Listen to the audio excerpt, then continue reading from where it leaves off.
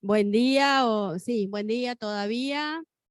Después de muchos años hemos intentado volver a la presencialidad. Creo que por ser la primera reunión tenemos un número importante de gente. Esperemos que esto se duplique, se triplique y que todos sigamos siendo partícipes de la Sociedad de Pediatría.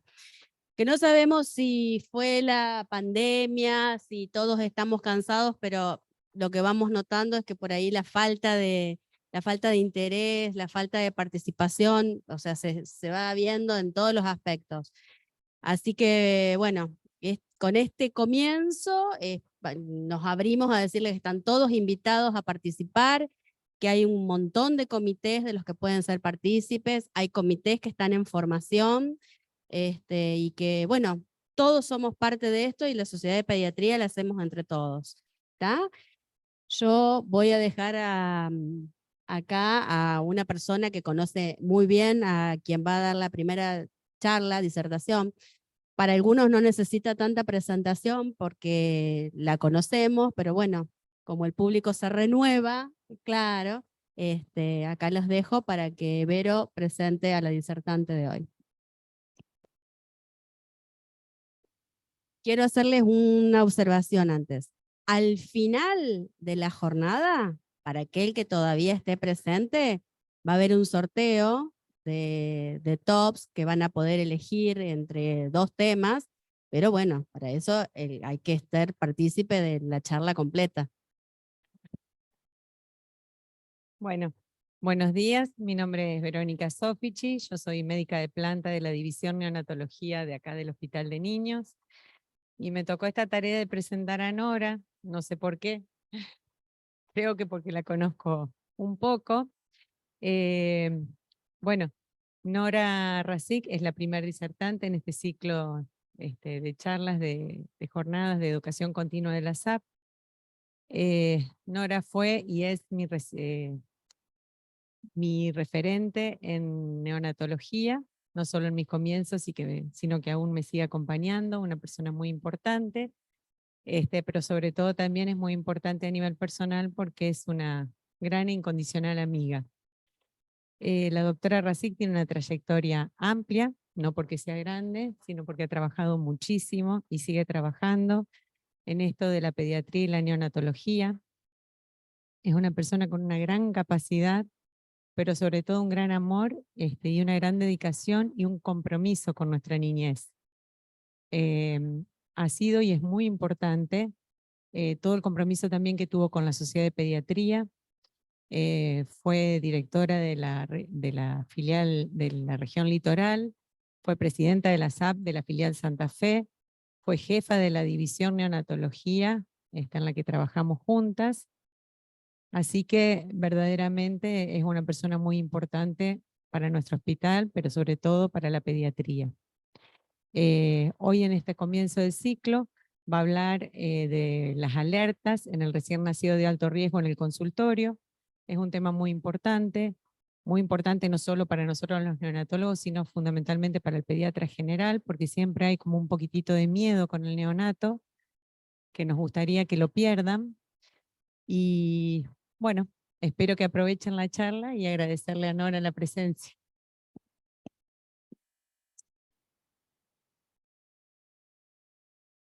Muchas gracias, buenos días. Le había dicho a la Dani que me presente como con el nombre, así que, así que les agradezco la presentación por cómo han organizado, digamos, esta charla y la oportunidad esta de estar de nuevo con todos ustedes acá en el hospital, en la Sociedad de Pediatría, que la verdad que un gran respeto y cariño por la Sociedad de Pediatría y por el hospital que de acá salí. Así que muchas gracias a todos. Bueno, cuando me dijeron, ¿no es cierto, Dani, de empezar a hablar sobre este tema, me pareció muy importante que se haya tomado, digamos, el tema en la Sociedad de Pediatría, que se le haya dado un lugar, porque la verdad que es, creo, un tema el de las alertas y cómo encontrarse con el recién nacido y en el seguimiento, ¿no es cierto?, de ese recién nacido, creo que es de gran importancia. quizás no vamos a ver muchas cosas nuevas, porque a lo mejor ustedes ya conocen mucho de esto, pero lo que quise hacer hoy es, como habíamos puesto acá, poner en valor el tema. Vamos a hacer una puesta en valor de lo que es el alerta en el recién nacido de alto riesgo y el abordaje desde el consultorio. Ahí. Perfecto. Ustedes saben que estamos hablando en este momento, estamos pasando lo que se llama una transición epidemiológica. Fíjense, cuando empezamos a hacer consultorio hace muchos años, nos preocupábamos mucho por todo lo que eran las infecciones, por todo lo que eran vacunar, por supuesto, a los niños, que seguimos haciéndolo, pero fundamentalmente en las infecciones. ¿Por qué? Porque muchas de las vacunas no estaban y muchos de los niños tenían estas patologías, ¿no es cierto?, emergentes en ese momento, que nos dejaban muchas secuelas, pero agudas sobre todo. Hoy, esa disminución de la mortalidad por enfermedades infecciosas ayudó a desviar el foco de interés de la medicina pediátrica hacia los problemas del desarrollo y la conducta, tanto para los padres como para los profesionales de la salud.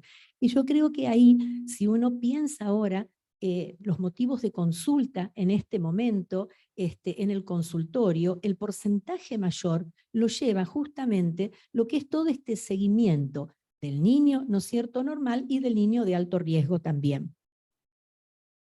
Entonces la agenda de hoy va a ser identificar a los pacientes de alto riesgo, que para eso empezamos a hablar de este tema, los factores de riesgo y los factores protectores también, el impacto que tiene, el concepto del neurodesarrollo y las alteraciones del neurodesarrollo que atañen a estos niños, cuáles son las alertas y cómo abordar ese desarrollo desde el consultorio pediátrico, con las pruebas que tenemos al alcance y que quizás a veces están y no le damos el valor que realmente tienen. Por eso la puesta en valor. Si hablamos de niños, decimos, estamos acá para hablar de los niños de alto riesgo. Siempre que haya una sola presencia de un factor, ya aumenta la probabilidad de que ese niño sufra un daño. Eso es lo que tenemos que tener presente a la hora del seguimiento. ¿Sí? Perfecto. Bárbaro. Siempre vamos a tener presente este tema de que un solo factor de riesgo ya hace que yo ese niño lo tenga que mirar de otra manera. Entonces vamos a tener los recién nacidos de alto riesgo, pero también tenemos esos recién nacidos que son de un mediano riesgo, pero que a veces se pueden transformar en un alto riesgo. Siempre a la cabeza va a estar el recién nacido prematuro, que ya desde siempre se viene dividiendo y teniendo en cuenta según su peso y su edad gestacional. Aprovecho para decirle que esta división ya viene de años, ya desde Pierre Boudin, el francés, que empezó a hablar del recién nacido, del prematuro, y estamos hablando como de 1892, que eso, ¿no es cierto?, fue en Francia. Le hago esta historia para saber por qué estamos acá, ¿no es cierto? Y después en Argentina, todo este manejo de estos niños empezó en Córdoba con el doctor Alac y siguió después en Buenos Aires, en la Maternidad Saldá, el doctor Larguía, y después en La Plata. Y eso lleva 60 años. Nosotros acá en Argentina, hace 60, 62, 65 años que venimos hablando de este tipo de niños. Y lo dividimos entonces a los que son muy extremadamente prematuros, que tienen menos de 28 semanas, a los que son muy prematuros, que tienen menos de 32 semanas, entre 28 y 32, a los que son prematuros moderados, que están entre 32 y 34 semanas, y algo especial que es el prematuro tardío, que a lo largo de la charla lo vamos a ver, porque quisiera darle un lugar especial justamente porque en su seguimiento son niños que no son tan tenidos en cuenta y su morbilidad es alta. También los niños empezamos a hablar de menores de 2.500 gramos, los muy bajo peso menos de 1.500 gramos y los extremadamente bajo peso menor de 1.000 gramos.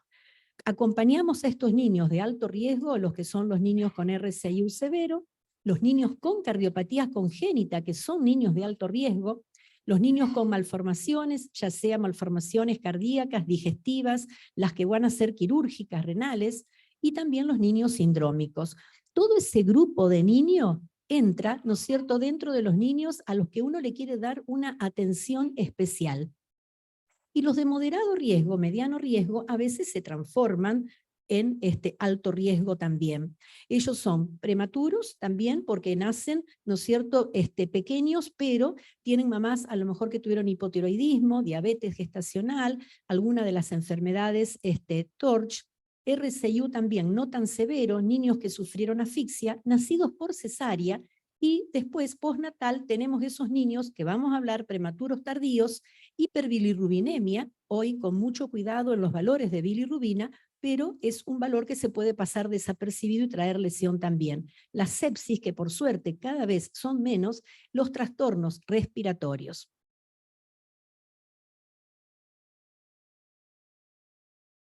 Así que, sí. Bien. Recordarles que en Argentina nacen 540.000 niños. Si buscamos estadísticas al año, si buscamos estadísticas de antes del 2020, eran como 700 niños, pero del año 2020 para esta parte han disminuido muchísimo los nacimientos. El 8% siempre nace antes de las 37 semanas. Es un porcentaje que recordamos en cada semana del prematuro, y ese 8% corresponde a los niños menores de 37 semanas.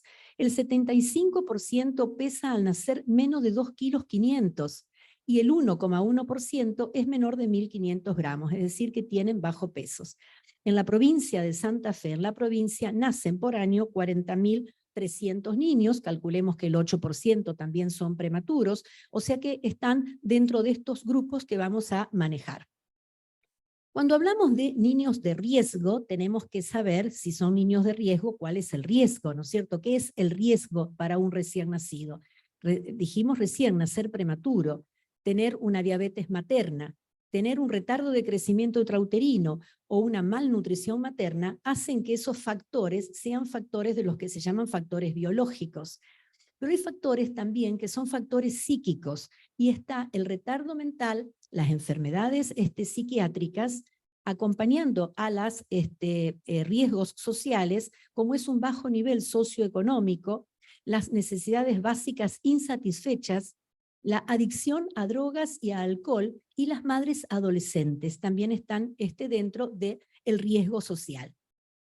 Hay disfunciones no aparentes en el desarrollo a corto plazo. Uno a veces ve un niño, sale de la atención de la neo, viene con una historia, ¿no es cierto?, con una epicrisis completísima, y uno en el momento, la verdad que lo ve muy bien. Y el miedo es que uno baje un poquito los brazos y no pueda sentarse a hablar con la mamá del riesgo que ese nene puede llegar a tener, porque no tenemos que dejar de ver todo lo que ha pasado y lo que está en esa primera hoja de la historia clínica de saneo. La confiabilidad de las evaluaciones va a aumentar con la edad. Es decir, vamos a ver a lo largo de la charla que nosotros hacemos historia clínica, hacemos visión del paciente, lo inspeccionamos, pero también nos ayudamos con pruebas para aumentar la confiabilidad. Para empezar a hablar, ¿no es cierto?, de qué vamos a hacer con estos niños, tenemos que saber qué es el desarrollo infantil. Y el desarrollo infantil tenemos que entenderlo como un proceso que es complejo y es secuencial. Eso significa que no voy a ver al niño igual hoy que lo voy a ver dentro de un mes. En ese proceso complejo y secuencial resulta del interjuego entre esos factores biológicos y eventos relacionados con la experiencia y el medio ambiente. Como todos y como ustedes ven en cualquier otro tema, acá siempre tenemos lo biológico inmerso en el medio ambiente.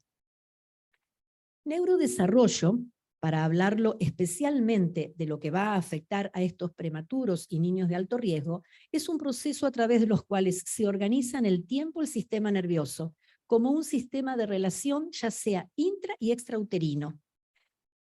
Permite la emergencia de nuevas propiedades. En el camino, atención, la planificación, la memoria, el lenguaje, el control motor, todo eso es lo que vamos a ir viendo y observando en cada niño, siempre con alguna adquisición que protagoniza cada etapa. Nosotros tenemos que tener muy claro que hay pautas, hay hitos del desarrollo que van a protagonizar algunos momentos de la vida y de este proceso.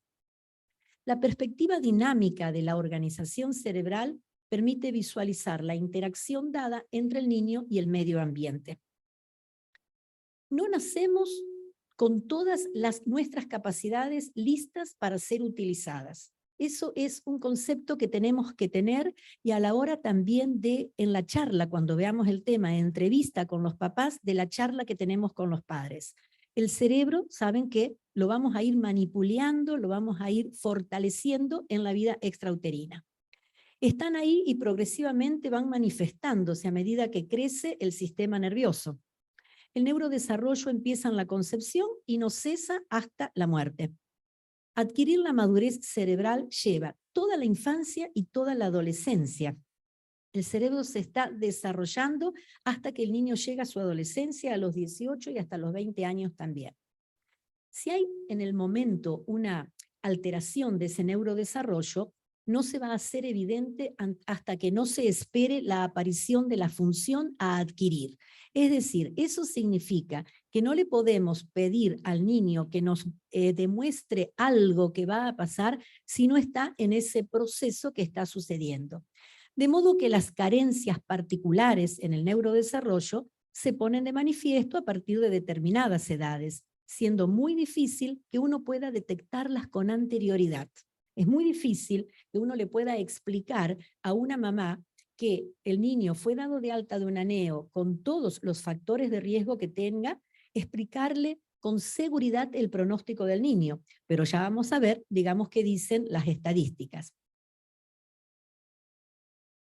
Hay etapas del neurodesarrollo a donde se van produciendo agresiones, y nosotros tenemos en mente que todos estos niños que tienen su alto riesgo son niños que pueden pasar por parálisis cerebral, por enfermedades mentales, por trastornos del espectro autista, trastorno general del desarrollo, y eso se va a ir dando en cada etapa, porque el neurodesarrollo se divide en etapas, y es bueno recordarlo, la división en etapas que tiene, en vista a que en esos momentos están relacionados con esas patologías. Está el neurodesarrollo anatómico, donde se produce la génesis, la organización, ¿no es cierto?, de la neurona y el crecimiento anatómico cerebral. Esto ya en los 9 meses del embarazo, ese cerebro ya pesa 350 gramos. Entonces, tenemos que saber que el niño ya con su cerebro de 350 gramos ya empieza a recorrer ese camino que dijimos secuencial. En este momento ya pueden haber anomalías en la estructura de los órganos y una disfunción encefálica. Entonces, a lo mejor va a ser más fácil que nosotros hagamos un diagnóstico a tempranos momentos del recorrido del seguimiento de este recién nacido. Si tiene una parálisis cerebral, lo vamos a hacer mucho más rápido al diagnóstico que si tiene otra patología que va a ser el trastorno general del desarrollo. La segunda etapa es el neurodesarrollo de la autonomía motora. Los 3 primeros años de vida saben que es el máximo desarrollo en la autonomía motora del niño. Las neuronas aumentan más sus conexiones. Estamos hablando que lo importante en las neuronas es la conexión y su tamaño más que el número en sí. Entonces, recordemos estas 2 primeras etapas. Y en esta etapa es como decíamos recién, ahí ya podemos avisarnos que hay una parálisis cerebral, un retraso muy importante del desarrollo del lenguaje y en la interacción social en estos 3 años de vida que puede también manifestarse el daño. La otra etapa del desarrollo es el neurodesarrollo del lenguaje y el conocimiento del entorno. Dominio del lenguaje y la sociabilidad va a estar entre los 3 y 6 años de ese niño que vamos a seguir. El niño va a pasar de decir 100 a 2000 palabras, y entre los 6 y 10 años ahí va a tener su pensamiento formal y lógico de lo correcto. Entonces, todo esto ya nos va a nosotros adentrando en lo que nosotros vamos a ir controlando en ese niño que salió de una sala de neo o que nació con un factor de riesgo. En este momento, que estamos en la tercera etapa del neurodesarrollo, ahí puede haber los trastornos del lenguaje, dificultades en los aprendizajes formales, puede haber autismo y TDAH. Es el momento en que el niño comienza su escolaridad Y muchas veces tenemos que ser conscientes y saber que las maestras nos ayudan mucho con el diagnóstico de estos niños en esta etapa donde su neurodesarrollo está transitando la lengua y el conocimiento. Y la cuarta etapa del neurodesarrollo es la de la identidad, que esa se da entre los 10 y los 20 años. La personalidad, su madurez sexual y su madurez cerebral, que dijimos que iba a llegar hasta los 20 años, y una reestructuración de todas las redes neuronales, reestructuración.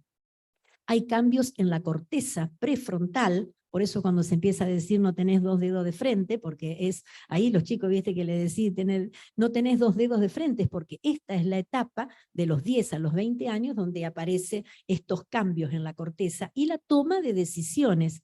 Pueden, a partir de esta etapa, los chicos tomar sus decisiones. Y este es el momento que puede aparecer una enfermedad mental. Es decir, que ese niño que se fue de alta, de un alto riesgo, y que vamos a controlar durante 3 a 5 años o 6 años, está, y después toda nuestra, digamos, todo su corrido hasta que llegue a la adolescencia, pero esos 6 años son fundamentales. Con alguna de estas patologías nos vamos a poder encontrar. En eso es lo que yo les decía, que hoy es lo que ha cambiado la epidemiología, que nos llevó a tener y manejar estos conceptos y estos temas, porque es el motivo más frecuente en el consultorio médico de este momento. Los factores biológicos, ¿no es cierto?, van a tener a su alrededor la familia y el ambiente. Es toda una rueda donde la conducta, la comunicación, la sociabilización, la motilidad, todo va a estar, digamos, en base a ese factor de riesgo y siempre nos va a estar dando vuelta en la cabeza que este niño tiene ese factor de riesgo. Todas las áreas están relacionadas y todas las áreas se impactan entre sí. Yo recién, cuando venía que agarré el celular, una mamá me dice, Nora, vos me pusiste en la ficha del colegio trastorno de la conducta, y viste que él no tiene trastorno de la conducta, él tiene el trastorno del lenguaje. Pero digo, no te olvides que llegamos a ver esto, a que el niño empezó con su trastorno de la conducta. Digo, está relacionada la conducta con su lenguaje. Verdaderamente que cuando uno empieza a estudiarlo al niño, hay una relación en todo lo que tiene que ver con estas etapas y con su neurodesarrollo. Esto va a impactar todo en la calidad de vida del niño, del momento y del futuro. El niño tiene que adquirir su independencia, su desempeño académico, su trabajo, su calidad de vida. Es decir, lo que estamos haciendo en este momento en el consultorio sentado con este niño que se fue de alta es tratar que cómo impacte en su vida lo que podemos llegar a ser.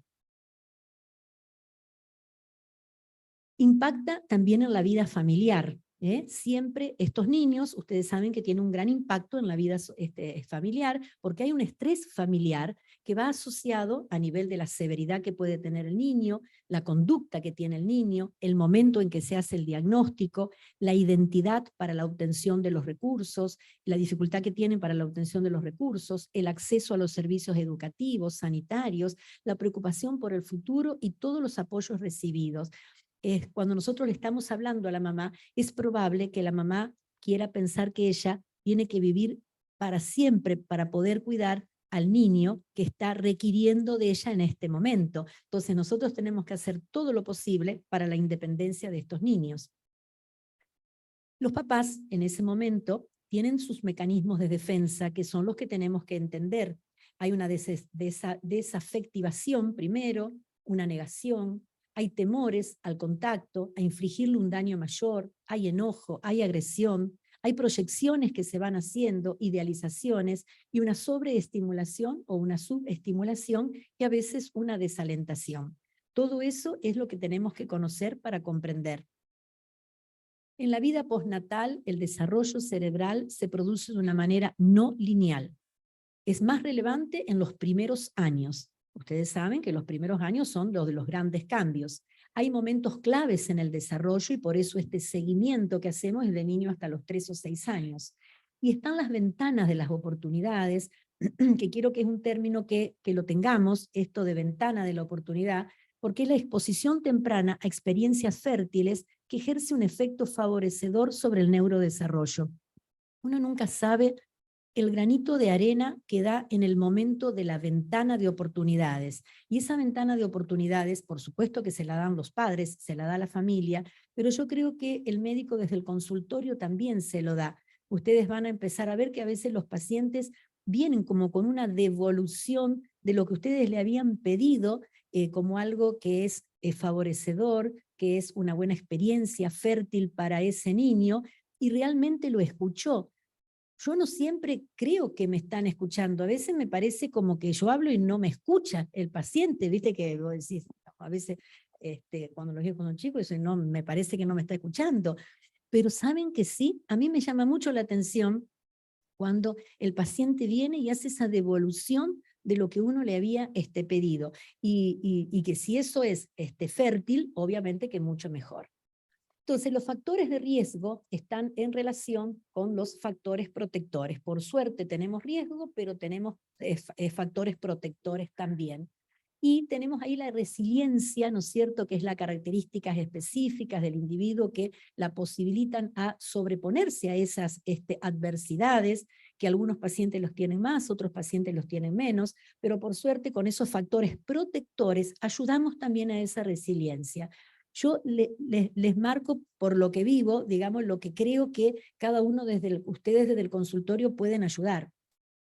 El impacto va a ser según la cantidad, la duración y la gravedad de esos factores de riesgo, pero con la adecuación de lo que decimos que es el factor protector. Nunca hablemos de los factores de riesgo sin ofrecerle al paciente el factor protector, porque seguro que lo tenemos, seguro que lo tenemos. Porque nos adentramos entonces a hablar que este niño puede tener en este camino de su neurodesarrollo lo que damos en llamar en primera instancia cuando uno dice algo está pasando acá, y esta sería una alerta, un retardo global del desarrollo. Uno la primera vez es una categorización diagnóstica que es transitoria. No es que todo niño puede quedarse con ese diagnóstico finalmente, aunque a veces no tenemos ningún diagnóstico etiológico y tenemos un diagnóstico funcional que vamos a ver. En general esto ocurre en niños menores de 5 años, cuando todavía no ha ingresado en la etapa escolar, donde podemos encontrar y nos servimos más de esa otra etapa del neurodesarrollo, y donde tenemos también ayudas, insisto, de otros profesionales y de la maestra. Yo recalco la ayuda de la maestra, porque creo que en esto es fundamental. Estos pueden seguir distintas trayectorias, se llama. De este retraso global del desarrollo, pueden seguir de ahí distintas trayectorias. Puede haber etapas donde puede ser muy difícil determinar el diagnóstico en sí, pero es imprescindible iniciar cuanto antes la intervención. En este momento, que esta sería una alerta para ese niño de alto riesgo, nosotros tenemos que charlar con la mamá que el retardo global del desarrollo está, y le tenemos que ser sincera, pero lo importante es que más que ponerle ya un nombre, ¿no es cierto?, etiológico, le vamos a comenzar con la intervención y el apoyo desde todo momento, y desde todo tipo de apoyo. Entonces uno dice, si estábamos hablando, queríamos hablar de alertas acá, entonces uno siempre tiene que decir qué es la alerta temprana es que yo pueda detectar y evitar el deterioro del niño mediante el uso de herramientas sencillas basadas en parámetros fisiológicos y en la observación clínica.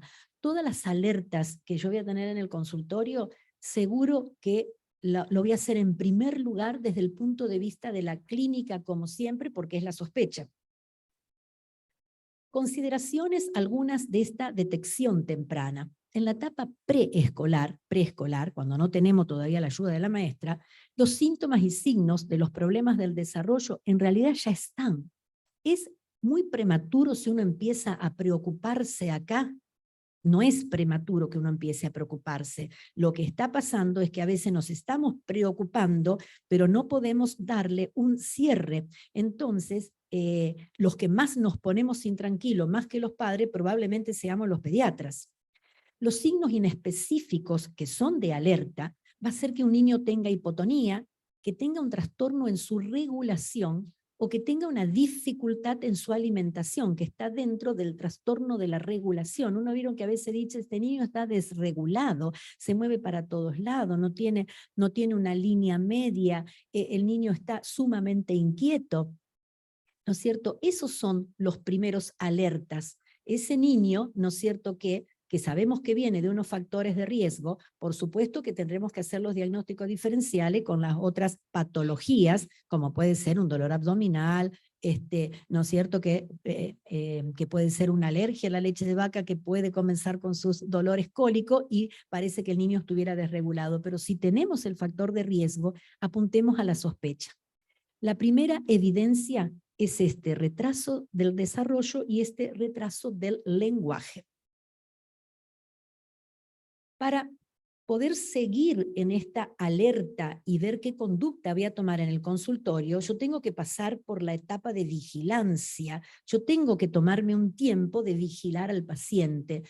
Yo les decía hoy que esto estamos poniendo en valor el tema, porque a veces uno hace las cosas tan automáticamente que por ahí ni te pones a pensar lo que estás haciendo. Es como barrer una vereda, viste, vos lo haces.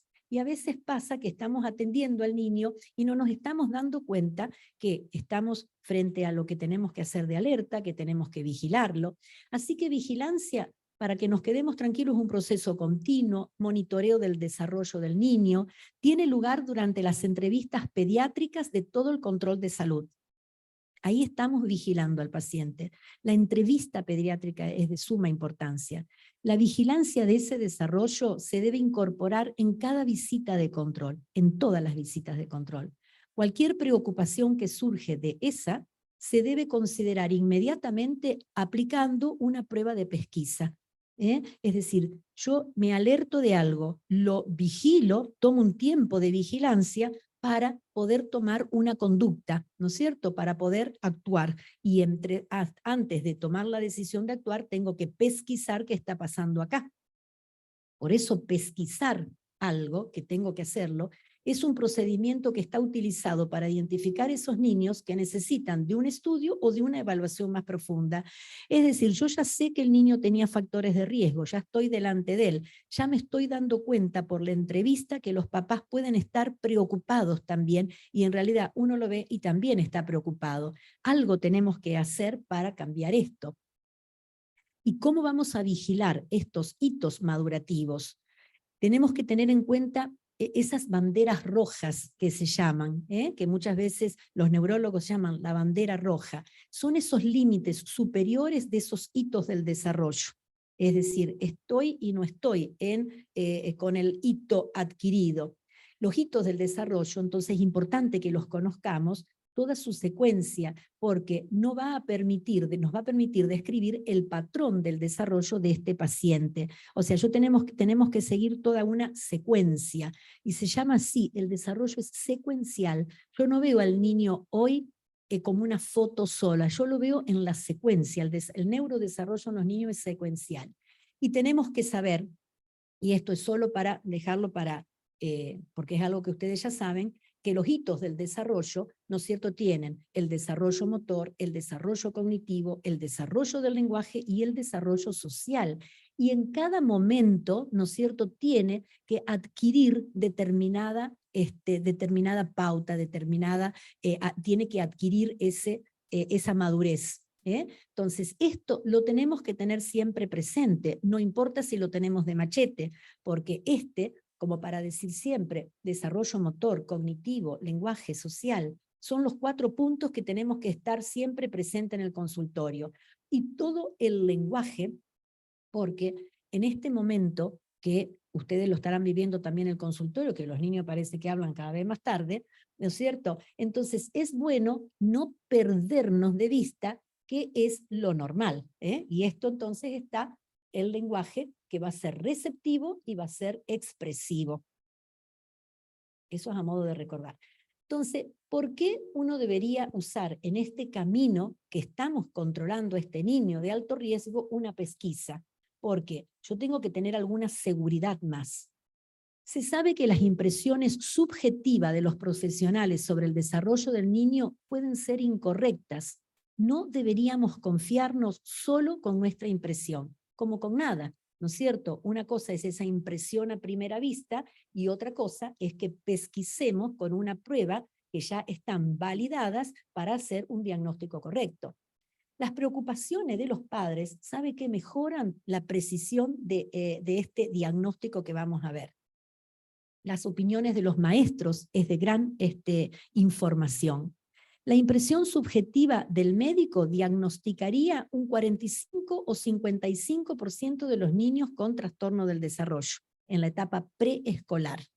Fíjense que eso sí lo sabemos, que en la etapa preescolar hacemos quizás menos diagnósticos de trastornos del desarrollo que en la etapa escolar.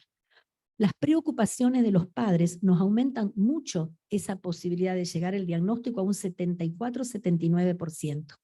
Y hay un 20% que va a tener problemas y nos va a preocupar hasta la edad escolar. No nos vamos a dar cuenta. Está seguramente sus síntomas, pero no lo vamos a haber dado cuenta nosotros. Y esto le estoy diciendo de todos estos niños de los que estamos hablando. La Sociedad de Pediatría tiene la guía para el seguimiento del desarrollo infantil en la práctica pediátrica, tenemos la guía del desarrollo infantil, tenemos después la guía para seguir al prematuro, tenemos la guía para seguir al prematuro tardío, tenemos guía para todos, pero a veces vieron que no las leemos y nos pasa a todos. Entonces, cuando uno se pone a leer, dice, sí, esto es lo que me pasa en el consultorio, es tal cual, porque si vos vas sacando la cuenta con los pacientes, como lo vas viendo y demás, dice, sí, es como cuando está escrito.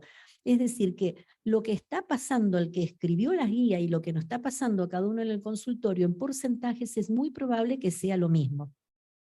Acá subrayamos que el pediatra es el médico de cabecera de los niños porque es algo que desde la SAP siempre lo recalcamos y que las alteraciones del desarrollo son motivo frecuente de consulta en el ámbito pediátrico, como hablamos de cambio epidemiológico, hoy es muy frecuente, que la identificación temprana, el diagnóstico y el seguimiento de estos pacientes constituyen un verdadero desafío para todos los médicos pediatras. Por eso me pareció tan importante abordarlo desde este lugar.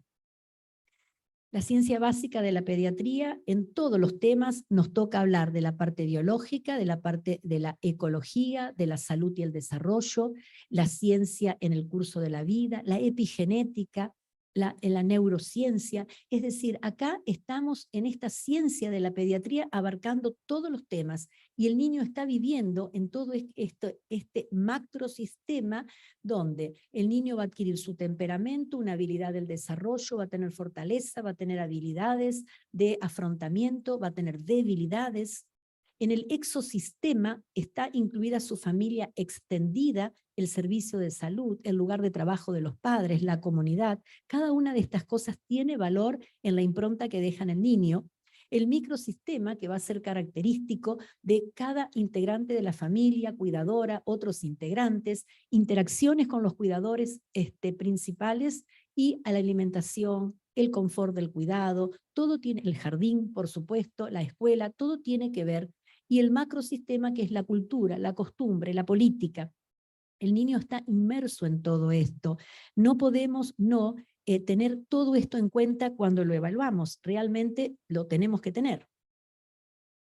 Cuando uno dice que si quiere realizar en este niño de alto riesgo un diagnóstico temprano y un tratamiento efectivo de estas alteraciones del desarrollo y comportamiento, tendríamos que detectarlo, hacer la evaluación diagnóstica, ver la etiología, planificar la intervención. Esos serían todos los pasos cada vez que nos enfrentamos con este niño. Entonces, ¿cómo lo abordamos?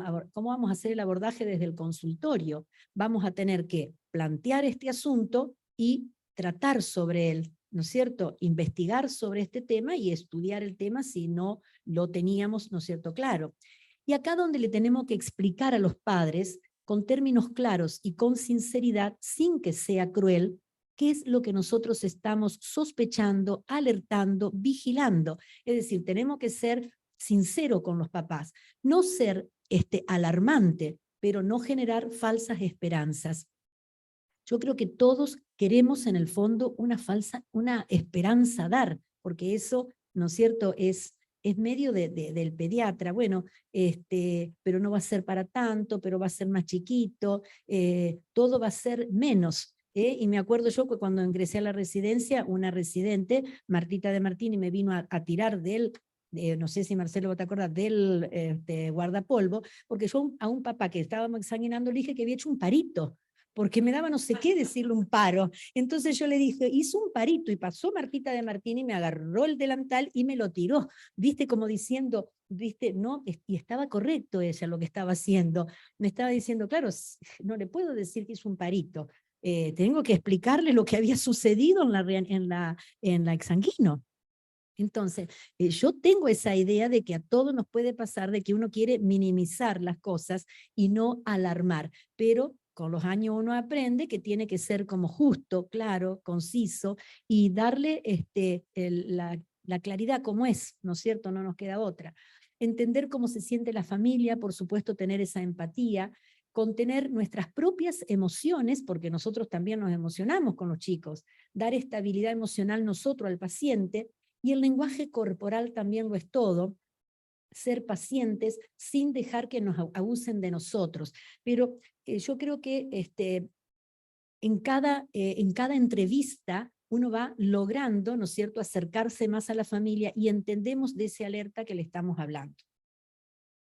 Si seguimos vigilando al paciente, tenemos que, con los controles que le estamos haciendo en este consultorio, es con la historia del desarrollo, con las observaciones precisas de ese niño, manteniendo un registro. El registro es fundamental para todo, el registro de todo. O sea, nosotros tenemos que tener registro de lo que nos está pasando con nuestros pacientes para ver si es lo mismo que está pasando afuera. Los riesgos y fortalezas, los factores de riesgo, los factores protectores, la preocupación de los padres para afrontarla y compartir opiniones con otros profesionales cuando salimos a compartir con las demás especialidades. Si uno quisiera ponerle un nombre a estos trastornos que puede tener el niño, podemos llamarle trastorno del desarrollo, puede haber discapacidad intelectual, puede haber trastorno del lenguaje, puede estar el trastorno del espectro autista, puede estar el trastorno del aprendizaje, puede tener parálisis cerebral, puede tener trastorno del desarrollo de la coordinación. Todo está el manual de referencia, pero uno a veces dice, no quiero, viste, ponerle nombre al paciente, no quiero que vaya a la escuela y catalogarlo de algo, ¿no es cierto? Por eso uno a veces habla de diagnósticos funcionales. Dice Glasgow que la fuerte sugerencia es combinar la vigilancia pediátrica con un método de screening formal y periódico. Siempre tenemos que tener en claro eso. Acuérdense en que lo que a nosotros nos impresiona no es la última palabra. Es muy probable, podemos ver casos clínicos y los niños se presentan después como a lo mejor uno cree que va a llegar a ser el diagnóstico final, pero otras veces no. Entre los trastornos de la comunicación y los trastornos de la conducta y los trastornos del lenguaje que tienen estos niños, todo se puede mezclar. Para eso es que existen algunas pesquisas, digamos, algunos interrogatorios, algunos instrumentos que son ordenadores de nuestro pensamiento en ese momento. Son instrumentos que están al alcance de todos, son muchos del ministerio, pero a veces no lo usamos normalmente en el consultorio, pero están para eso, para que los use el pediatra, no es para ningún especialista. Los que vamos a ver acá son para nosotros, son para lo que dijimos que vamos a ver, qué hacemos desde nuestro consultorio pediátrico. Por eso está que se llama IODI, que es un instrumento ordenador de la observación en la consulta. Su objetivo es realizar el seguimiento del desarrollo en las niñas y los niños menores de 4 años y contribuir a la detección oportuna de situaciones de riesgo y signos de alarma. Eso que yo pensé, ¿será o no será? Lo voy a validar, lo voy a ver con algo, con un instrumento. Tenemos que trabajar verdaderamente de esa manera. Este instrumento es el llenado de una hojita, el llenado de interpretación de este instrumento para la observación del desarrollo infantil. Entonces son preguntitas que uno va haciendo, ¿no es cierto? Y va observando y va viendo cómo actúa el niño en el consultorio, Y recuerdo una amiga y, no colega, pero amiga y paciente, que me dijo si yo estaba haciendo esas sonceras, que no me dijo sonceras, en el consultorio. Porque me dijo, estas sonceras no las tenés que hacer para darte cuenta si el nene tiene algo. Y viste que a la gente le parece que puede ser algo sonso evaluar esto.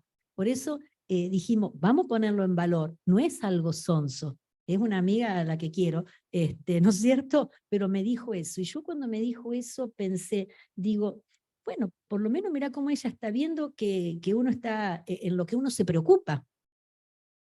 ¿No es cierto? Con eso lo validamos después en esta curvita que se va viendo según los colores si cae lo que hace este niño dentro del hito del desarrollo o está fuera del desarrollo. Y entonces eso ya es una herramienta de ayuda que creo que es de gran utilidad. Y después está el PRUNAPE, ustedes saben el PRUNAPE instalado por Jarraga, que se dan los cursos de PRUNAPE, porque esta sí que es una pesquisa bien argentina de trastorno del desarrollo psicomotor, fundamentalmente en el primer nivel de atención.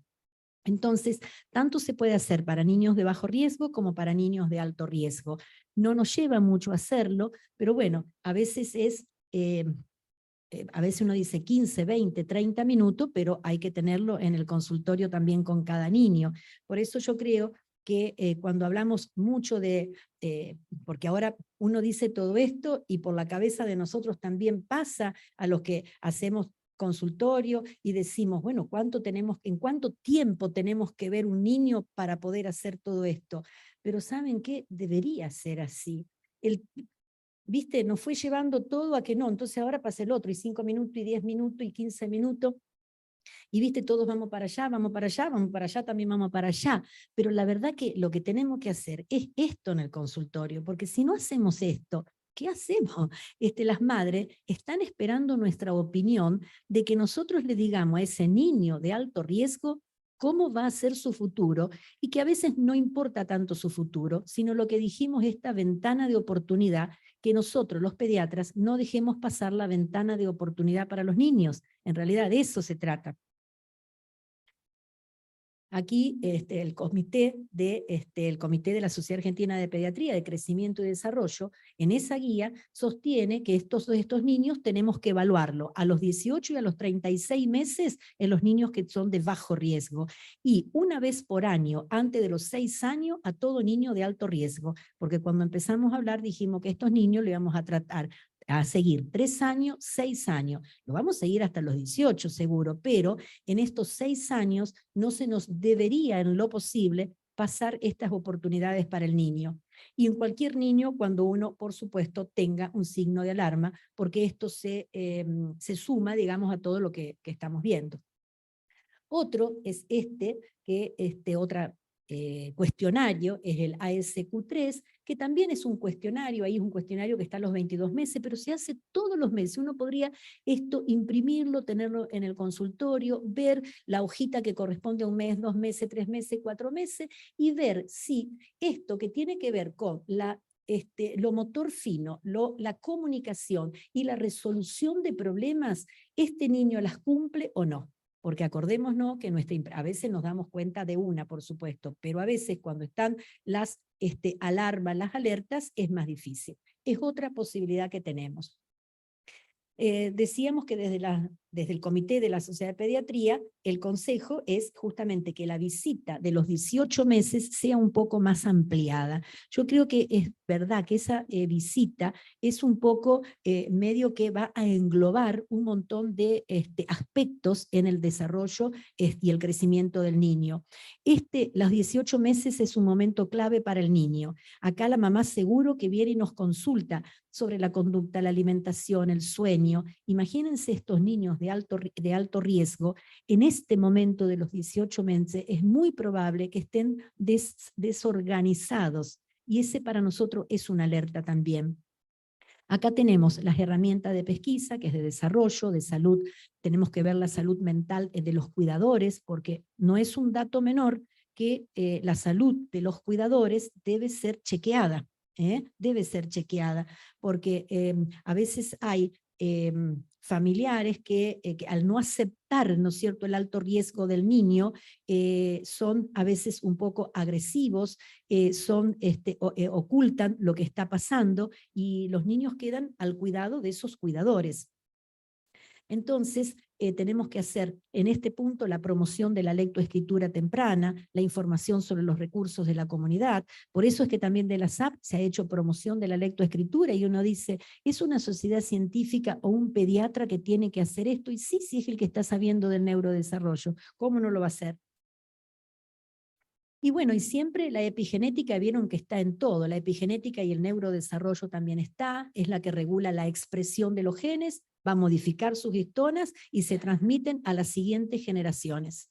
Comprometen distintos procesos como las alteraciones que cambia el funcionamiento de un gen, no altera la estructura del ADN y genera una marca epigenética en ese neurodesarrollo y va a hacer cambios que pueden ser heredables. Ese es el concepto, ¿no es cierto?, de la epigenética, porque va a marcar rasgos particulares en el individuo a nivel de su biología.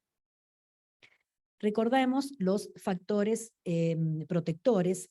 Qué importante es ese fuerte vínculo que puede tener el niño con el cuidador, al que tenemos que chequear, digamos, la parte psicológica, que a veces no son los padres, es una tía, una niñera, un abuelo, una maestra, y la participación que tiene a veces en un grupo comunitario. El jardín desde los 3 años es un factor protector desde los 3 años, los cuidados sensibles maternos también, y que sean madres optimistas también, digamos, es un factor protector para los niños. Las mamás pusilánimes vieron que hace que los niños puedan ser pusilánimes también. O las mamás de niños sobreprotectores o niños vulnerables, que está el síndrome del niño vulnerable, en estos casos que ya lo vamos a ver, también puede transformar a estos niños en niños tristes. ¿En qué debemos enfocarnos? Entonces, parece que debemos enfocarnos en cosas sencillas, no debemos complicarnos, debemos enfocarnos en las funciones que hace ese niño en su hogar, en la familia, en el estado físico, el deporte que le estamos diciendo a los niños hoy que todo el día hagan algo 40 minutos, en la amistad, deben hacer mucho hincapié en la amistad, en la felicidad de los niños y el futuro de los niños para que tengan también ideas. Fíjense en lo que estamos pensando. Nosotros queremos que en este momento enfocarnos en esto. Y a raíz de esto, habrán leído, Juan Carlos seguro que lo leyó en el diario, que de Harvard salió el estudio donde dice que las buenas relaciones humanas son las que las hacen más felices y saludables. Y es un estudio que se hizo sobre el desarrollo de los adultos, que siguió la evolución de más de 700 personas desde su niñez y su juventud. Desde inicio de 1938 comenzó a registrarse, primero 238 estudiantes universitarios de Harvard, después 456 adolescentes de 14 años de barrios desfavorecidos de Boston. Y saben que, como siempre se dice, que los niños pueden ser y tener su mismo desarrollo en un lugar de la China o de acá, ¿no es cierto? El desarrollo natural viene el mismo, es decir, no es porque nació en la China, después será todo ese ecosistema que lo va a cambiar, pero el niño va a ser el mismo. Y en estos niños nosotros le tenemos que pedir, en esto de las ventanas, ¿no es cierto?, del desarrollo, pedirle rutinas a estos niños que hemos dado cuenta que tenemos que algo hacer porque estamos alertándonos, que tengan rutinas, que van a posibilitar escenarios predecibles. En las actividades de la vida diaria se reflejan muchas áreas del desarrollo e intervención con sus cuidadores, y son oportunidades de intervenciones. Vieron que las mamás ahora están apuradas, no sé si les pasa en el consultorio, pero están apuradas. A veces no tienen tiempo ni de mirarte, dicen, no, dame esto así, que ya me voy, porque están apuradas, porque lógicamente, y uno las entiende. Entonces yo siempre le digo, mira, cuando vos vas a tu casa y te pones a hacer algo, avísale al nene lo que vas a hacer, avísale si vas a comer, si vas a poner una ropa a lavar, si vas a hacer tal cosa. Vas a ver que eso, cómo cambia el desarrollo del lenguaje del niño. Porque si tenemos una alerta en este niño, que estamos pensando que a lo mejor puede tener un trastorno en su lenguaje, el decirle a la mamá que haga esta rutina va a ser muy favorecedor. Se aprende mejor a través de las experiencias diarias, de las interacciones con personas significativas en contextos naturales. Y eso que parece muy simple, están escritos como grandes conceptos por gente que maneja los temas de neurodesarrollo y son conceptos que yo creo que los tenemos al lado y no los estamos perdiendo por a veces con los pacientes. Como las mamás se lo están perdiendo, nosotros como conocemos se los tenemos que transmitir. Esas banderas rojas, esos límites superiores, nos van a aumentar esa calidad de atención, en la calidad de atención de esta vigilancia. Parece haber algunas similitudes suficientes en el desarrollo, lo que les decía, en grupos con diferentes culturas y geográficas que permitirían construir estándares para evaluar a niños de 0 a 3 años. Los niños parece que son iguales. Lo que lo diferencia es la presencia de factores de riesgo. Entonces, en los factores de riesgo que hoy estamos hablando, es donde está la diferencia de esos niños. Y si a esos factores de riesgo lo contraponemos con los factores protectores, vamos a ser de mucha ayuda. Dijimos que la preocupación de los padres tiene una sensibilidad del 76% para Glasgow y una especificidad del 72%. La relación entre tipo de preocupación y el diagnóstico posterior parece ser longitudinal.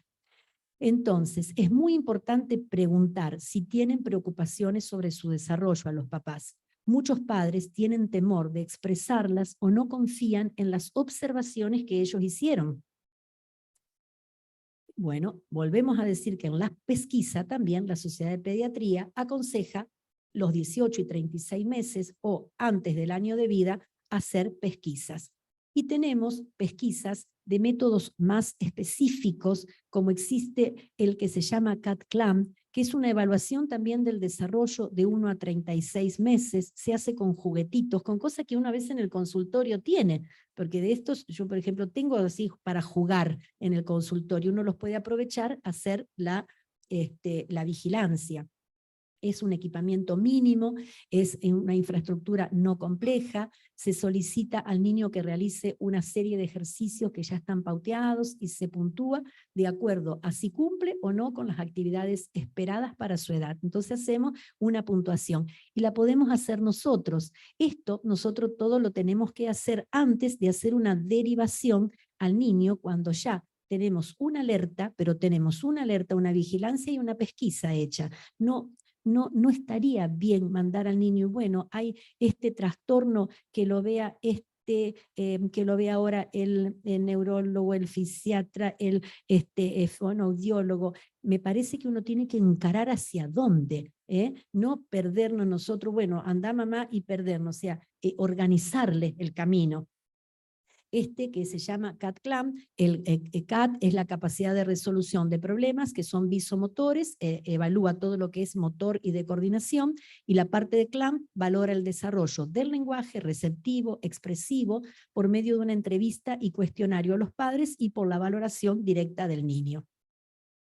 Estos métodos de pesquisa, también hay algunos que son más específicos, que si uno le parece que el niño puede tener un trastorno de desarrollo, está en la duda de un espectro autista, puede hacer, o de un trastorno del lenguaje, puede usar estos otros, se llama CSBSDP, que evalúa la comunicación y la cognición. También es cuestionario, hechos en bebés y niños pequeños. Esto está diseñado, fíjense, en el año 2002, está validado, así que el cuestionario tiene 24 preguntas se contestan fácilmente y son contestadas por los padres o los cuidadores de los niños. Es una ayuda que podemos tener debajo de la mesa del consultorio.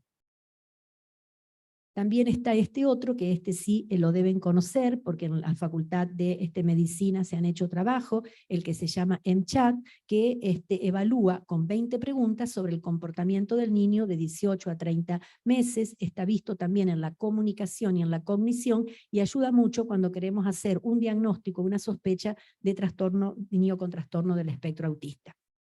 Entonces, estoy monitoreando todo este desarrollo y tengo el proceso que está centrado en la familia, en el medio, y en la familia cumple un rol muy activo. Preguntas abiertas todo el tiempo de los padres que las puedan hacer sobre este niño de riesgo. Personal de salud que sigue al niño y a su familia regularmente. Instrumentos tenemos estandarizado que lo fuimos viendo, acá tengo las copias, teniendo en cuenta múltiples aspectos de la salud, el desarrollo del niño y las necesidades y el funcionamiento de esa familia. Científicamente validado y confiable. Y todos ellos son fáciles de aprender y de administrarlo. Bueno, esto es la bibliografía. Aspectos clave de la entrevista. Cuando estamos entrevistando a estos papás de nuestros niños de alto riesgo, la preocupación de los padres es algo clave en la entrevista. Si los padres están preocupados, y cuanto más preocupados están, vimos recién que vimos un porcentaje que va medio paralelo, van de la mano. Incluir todos los aspectos del desarrollo. La historia con detalle de los factores de riesgo y protectores. Es decir, que cuando nos traen una epicrisis de una sala de neo, vieron las cosas que pasan en la sala de neo, todo, y después uno lo resume, ¿no es cierto?, en una hojita a lo mejor de 10 renglones, pero no sé si cuando se recibe esa hojita de 10 renglones, uno cuando lo recibe le da la importancia, ¿no es cierto?, de lo que ha pasado adentro.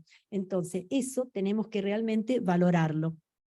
Identificar si hay soporte social, la salud física, mental de los cuidadores, dijimos, identificar las fortalezas y las debilidades, descubrirlas. En esto que decíamos de la entrevista, es importante también lo que se llama la comunicación no verbal. La comunicación no verbal les puede pasar a veces que nos soluciona mucho una entrevista. Nosotros, es una expresión de los sentimientos, ¿no es cierto?, a través de manifestaciones corporales y faciales, componente crucial en esta relación médico-paciente. Tanto nosotros como los papás, a veces nosotros no queremos decir algo, pero lo decimos, y los papás no nos quieren decir algo, pero lo dicen. El 60% de la comunicación es no verbal.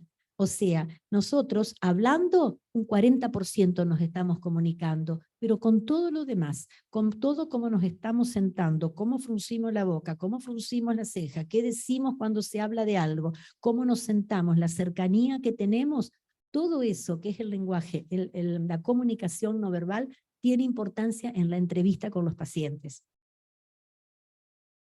Entonces, yo voy a llegar al diagnóstico con la historia clínica, con una observación clínica siempre que va a ser lo más importante. El diagnóstico va a venir del examen físico y acá siempre en estos casos tenemos que tener la visión y la audición sumamente controlada. O sea, que en estos niños de riesgo, hoy es un screening, ¿no es cierto?, neonatal, las autoemisiones acústicas, le hacemos a todos los niños de riesgo o no de riesgo, pero al niño de riesgo no se olviden que tenemos que repetírsela a los 6 meses, y el control oftalmológico tenemos que repetírselo a los 6 meses. O sea que nosotros cuando estamos hablando de niños con trastornos de desarrollo, tenemos que asegurarnos que el niño nos esté escuchando y nos esté viendo, porque puede pasar que tenemos un niño con baja visión o baja audición, y ese es el problema del niño. Por eso, en todas estas consultas decimos que el niño vea y nos escuche bien. Entonces, esa es una valoración del niño de alto riesgo. La visión y la audición, que no es solamente el screening neonatal común del niño de no riesgo, sino que se duplica. Los exámenes complementarios y las interconsultas que ahora vamos a hacer en base a cómo nosotros, por los test, los videos que les pedimos a los papás, porque a veces vieron que los nenes delante nuestro no hacen algo, y nosotros le decimos, pero ¿cómo? Usted me dijo y esto no lo hizo, que te mande el video, y ahí solucionamos el problema. Entonces, después de todo eso, estamos en condiciones de hacer la interconsulta con la persona que esté dentro del equipo de salud que consideramos ahora, que puede ser el neurólogo, puede ser el fisiatra, puede ser el fonoaudiólogo, puede ser una terapista ocupacional, puede ser el pediatra del desarrollo. Es decir, hay un montón de gente que nos puede ayudar al pediatra.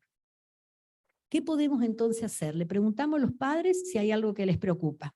Ante la duda, se puede recitar al paciente. Pedir informes a los jardines y a las escuelas, comunicarnos nosotros con las maestras y con sus terapeutas si ya empezaron. Si no va al jardín y tiene 3 años, ahí sí sugerirle que puedan comenzar. No olvidarnos de los estudios de audición y visión, eso nunca. Hablar con otros especialistas, estar atento a los factores de riesgo y protectores e incluir preguntas de rutina diaria. Los métodos de pesquisa que estuvimos hablando están validados en Argentina para hacerlos. ¿Por qué es tan importante entonces la detección temprana, ¿no es cierto?, en estos niños de alto riesgo? Porque hay una alta prevalencia en los trastornos del desarrollo, el 15%. Y si uno va leyendo trabajos y trabajos, ese porcentaje queda ahí, es el 15%. Brinda oportunidades, si lo diagnosticamos, de mejorar, por todo lo que estuvimos hablando, el actuar del niño, por el beneficio a futuro con el sistema educativo y de salud, porque en la medida que nosotros podamos colaborar con ese niño, va a estar en su colegio, ¿no es cierto?, mucho mejor adaptado que si no llegamos a colaborar de antes. Entonces se disminuye el impacto de su discapacidad, porque no deja de ser una discapacidad para el niño. Siempre que hablamos de estos patrones, entonces ahora, de que entrando a que el niño tiene este trastorno, tiene el trastorno del desarrollo, en este niño de alto riesgo, estos patrones básicos de la alteración del desarrollo puede ser que haya un retraso, o como es el retraso general del desarrollo, que haya una regresión, se pierde una habilidad que el niño había tenido, entonces ese niño ya no lo llamamos retraso del desarrollo, tiene una regresión del desarrollo, es distinto. Puede tener una disociación, es decir, en 2 áreas del desarrollo, una está desarrollada como hito del desarrollo con las pautas madurativas y otra no. O puede haber una desviación del desarrollo, y es lo que se llama el desarrollo atípico, que es muy común en los niños con el trastorno del espectro autista. Vieron que las mamás dicen que el niño sabe muchas más cosas de las cognitivas y son niños súper capaces. Entonces, uno tiene que, digamos, fortalecer ese aspecto, porque el niño tiene ese desarrollo atípico. Nos llama la atención la manera que sabe hablar, escribir, leer, y a lo mejor tiene una desviación del desarrollo, porque a lo mejor comienza con un lenguaje expresivo antes del receptivo. Entonces se salió y se desvió de ese desarrollo.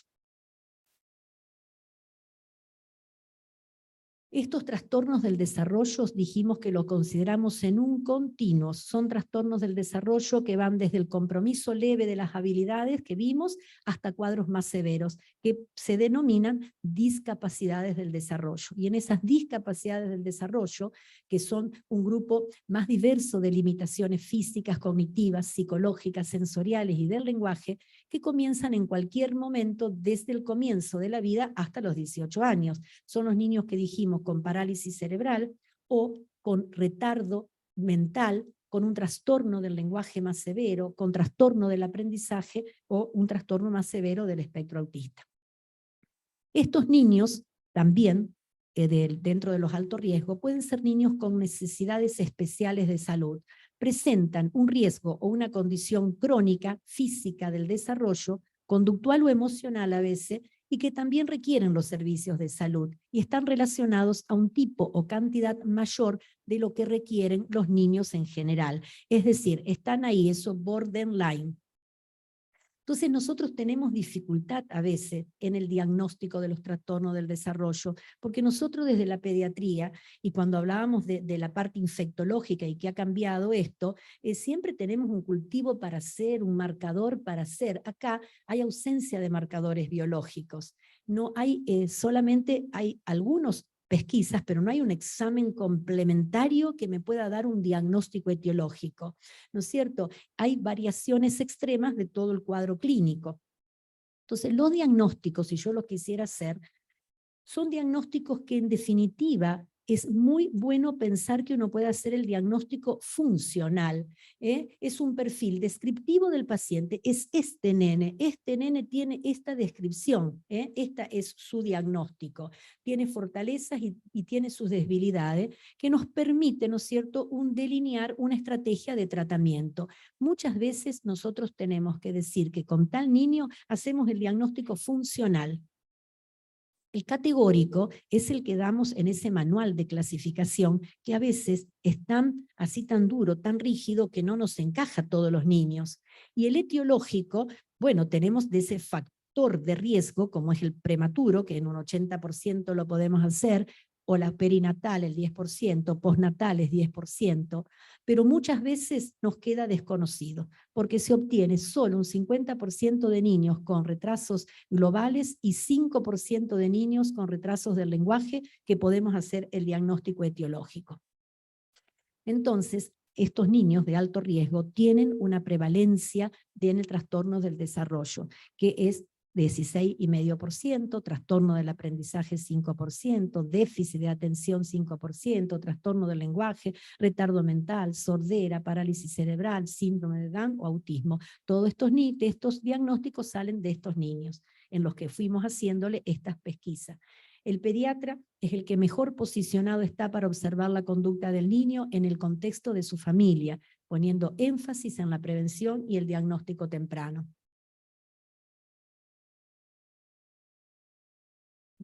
Me colgué. Ahí está. Y les decía que también existe el síndrome del niño vulnerable. Está descrito en 1964 por Morris Green, y si uno, ahora que lo vamos a ver, todos tenemos un síndrome, tenemos en el consultorio síndrome del niño vulnerable, que uno a veces dice, será Munchausen, esta mamá cargosa, esta mamá, ¿viste? Pero bueno, está el síndrome. Los padres tienen una excesiva atención y sobreprotección con percepción errónea del trastorno. Tienen una ansiedad de separación y son incapaces de fijarle un límite. Hay una excesiva preocupación por la salud del niño con un uso excesivo de servicios médicos. Vieron que la guardia se consulta al consultorio, la guardia.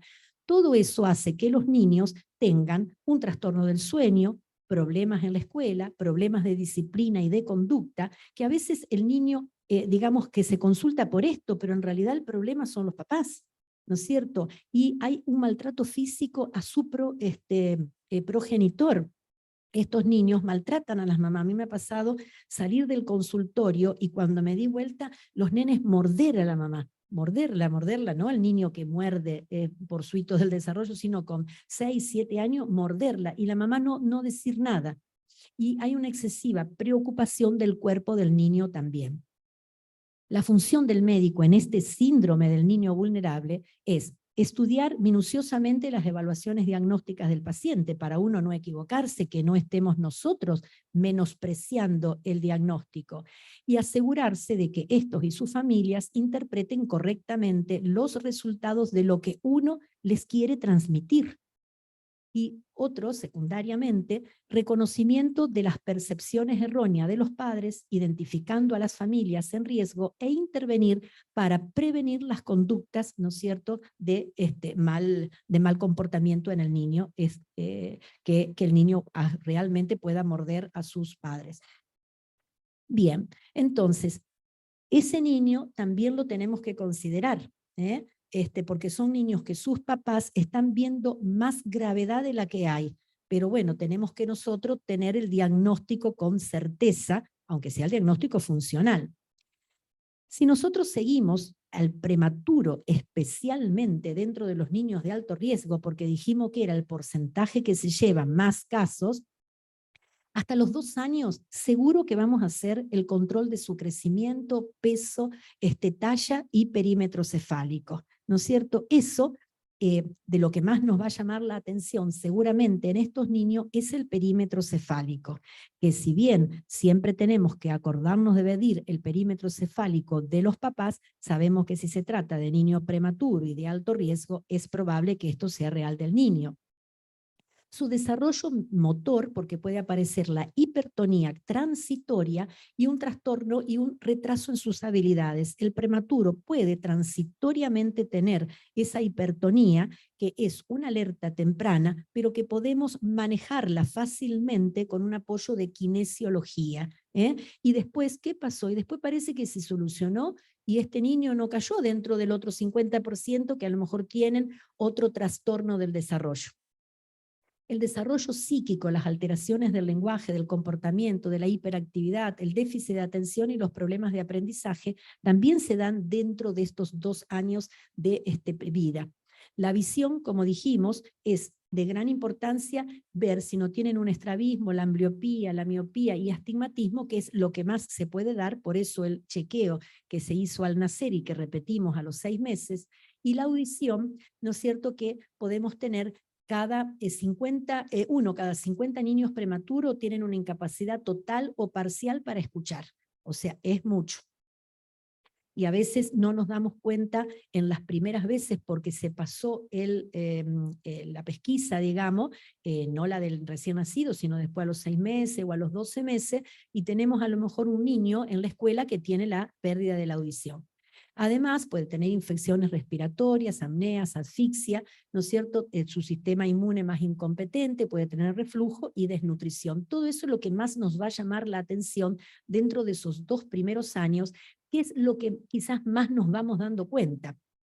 Pero lo seguimos hasta los 5 años para detectar las dificultades en los padres por la generación de estrés, depresión, dificultad vincular, y la implementación de la entrevista psicológica de observación y vincular, en la que se interviene y en el vínculo y hasta en el espacio ambiental del infante para la mejoría del desarrollo neurobiopsíquico de este niño. O sea que tenemos que ver hasta en qué ambiente está viviendo.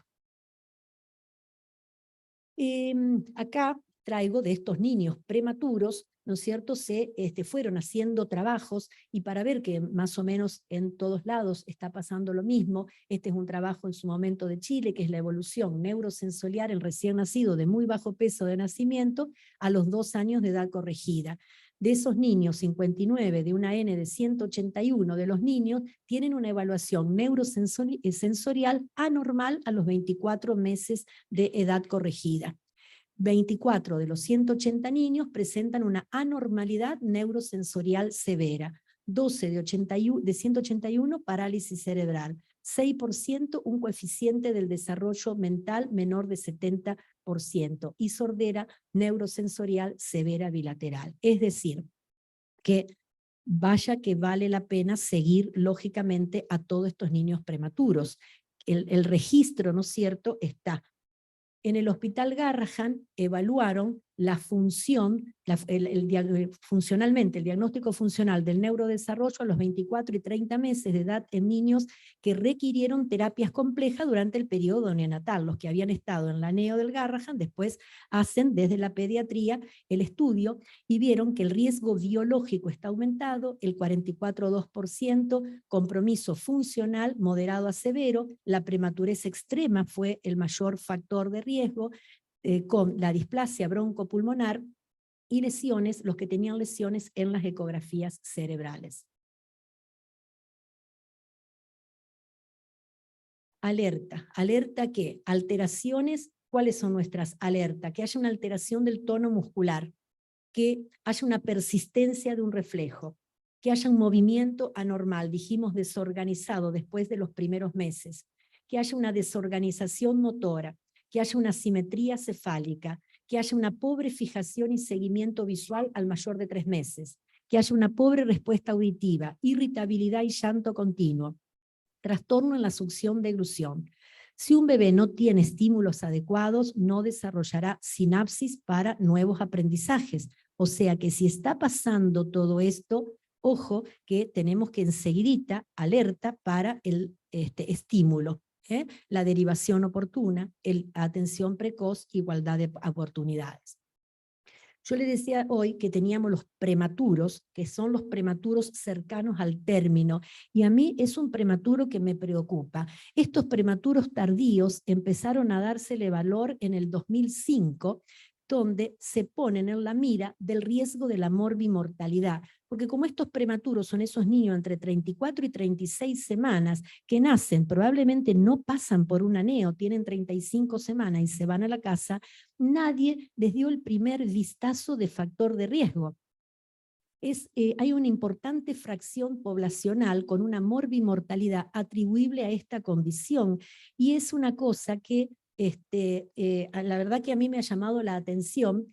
He visto que se han hecho algún trabajo, prematuros tardíos, esto es de España, riesgo aumentado de parálisis cerebral, lo compararon con los niños de término, 0,43 frente a 0,14, con retardo mental 0,81 frente a 0,49, una mayor frecuencia de problemas del comportamiento, mayor fracaso escolar, un coeficiente intelectual más bajo, mayor frecuencia de problemas de aprendizaje, de atención, trastorno en la atención con hiperactividad.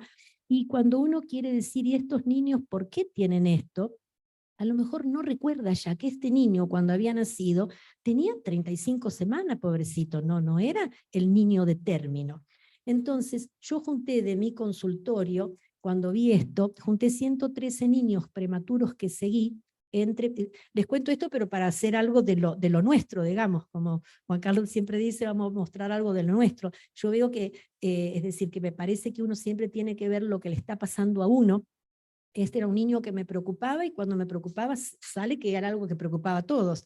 113 niños de 29 a 36 semanas, esos representaban el 7% del total de los seguimientos que yo hacía, de prematuros estudiados, el 7% fueron prematuros extremos, 11% moderados y 82% de mis pacientes eran los tardíos. El 15% presentó trastornos del desarrollo, pero tal cual, 15% me dio, qué bárbaro, o sea, como dice la bibliografía, a mí me sorprende. Siendo discapacidad intelectual, que uno dice, ¿por qué este niño tiene esta discapacidad? Parálisis cerebral, las más frecuentes, 4% para cada una, trastornos del lenguaje, retraso global del desarrollo, trastorno del espectro autista, 1%, trastorno de la conducta. En los prematuros tardíos, yo había puesto la incidencia de trastornos del desarrollo, había sido del 13%. Si sacábamos esos niños en especial, ¿no es cierto? Trastornos del lenguaje 3,6%, parálisis cerebral 2,4%, trastorno general del desarrollo 1%, TEA 1%, 28% en prematuros moderados, que tenían parálisis cerebral 9%, trastorno general del desarrollo 9% y trastorno de la conducta 9%. Y 14% en los prematuros extremos con parálisis cerebral 14%. Igual que como dice la bibliografía, el prematuro más extremo es lineal con la parálisis cerebral y es el que más nos damos cuenta en este momento. Lo traje porque me sorprendió, ¿no es cierto?, hacerlo y que coincida con lo que uno está viviendo. Y bueno, ahora traje los casos clínicos para ver con lo que nos presentamos, ¿no es cierto?, todos los días, y ver de qué manera uno puede llegar al diagnóstico. Entonces, caso clínico número 1, tenemos un nene, sí, masculino, 35 semanas y 2,480, o sea que ya tenemos un niño que es un prematuro tardío, porque dijimos prematuro tardío, ese niño que es prematuro, pero no tan prematuro, pero es el que hoy nos está dando trabajo, y es el que por ahí se nos fue ese primer vistazo. Antecedentes perinatológicos, gesta 2, cesárea, desprendimiento placentario, una internación en neo de 4 días con oxígeno de 1 día, antecedentes familiares, mamá de 42 años sana, papá de 52 años fumador, un hermano de 14 años sano. Estudios en internación, en esa internación tenía una eco cerebral normal, un screening normal, una primera autoemisión acústica normal, normal a los 15 días y a los 6 meses normal, y fondo de ojo normal. Este niño en el control de los 12 meses, hasta los 12 meses no había llamado nada la atención, de 0 a 12 meses cumplía con su pauta de desarrollo, pero a los 12 meses el niño gatea, se para, se alimenta a pecho y con sólido, mira, tiene trastorno del sueño y no dice ninguna palabra. Hasta ahí tampoco uno puede ser adivino, no hay nada que llame la atención, pero ya dice que no dice ninguna palabra. Está bien que los chicos ahora parece que hablan cada vez más tarde, pero alguna palabra podría decir. Y el trastorno del sueño, vieron que hoy el trastorno del sueño es una cosa muy común en los niños, le echamos un poco la culpa a las pantallas, y 1 hora antes vieron las pantallas, pero bueno, creo que es multifactorial también,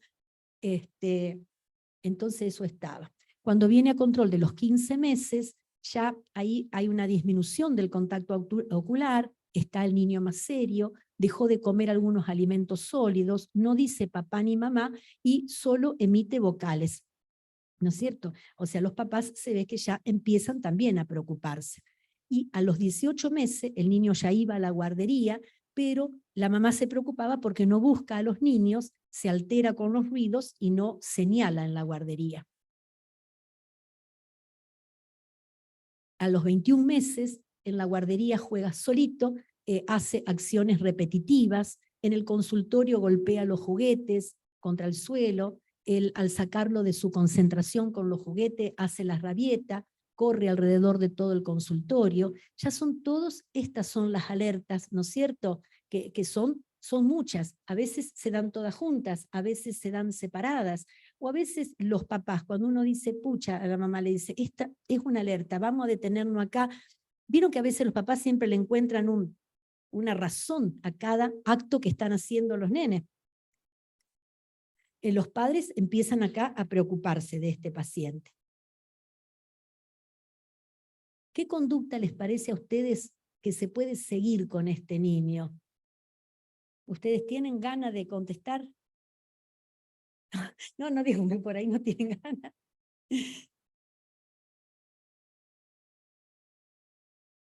No sé, no se escondan. A ver, de acá no conozco la Dolo. ¿Está allá la Dolo? ¿Vos, Dolo, qué decís? ¿Vos qué decís, Dolo? ¿Qué hacemos con este niño? Algo podemos hacer de lo que dijimos ahora, de lo que charlamos. Algo podemos hacer. Claro, claro. Pero bueno, eso que parece tan sencillo, uno a veces no siempre lo hace. ¿Vieron? Porque es la verdad, a veces uno no siempre lo hace, a veces uno ve todo esto, y uno la verdad que debería hacer algo, debería hacer alguna de las pesquisas, porque podemos hacer el cuestionario, son cuestionarios, yo acá los traje, son cuestionarios de preguntas que tienen que ver con esto, con este desarrollo y de lo que estamos viendo en el niño. Porque si sospechamos con este cuestionario un niño con trastorno del espectro autista, puedo hacer otro cuestionario mayor que también lo tengo, que es el en chat. Es decir, tengo cosas como para hacer. La idea sería, por lo menos lo que a mí me parece en la transmisión de este encuentro, es que nos animemos a hacer algo más antes de derivarlo, porque tenemos que derivarlo con una sospecha, con una alerta, porque si no, la mamá a veces si no tarda, cuando uno la quiere derivar, tarda en llegar a la interconsulta. Eso también pasa. Bien, caso, sí. Perfecto. Bien. Perfecto. Sí.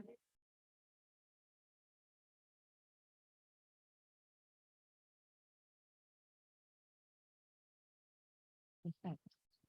La atención conjunta, decís. Perfecto. Bárbaro. Sí, sí, sí, sí. Exacto, sí. Exacto. Claro. Exacto, claro. Ese sería el del CAP-CLAM, sí. Exacto. Ver si responde al nombre. Exacto.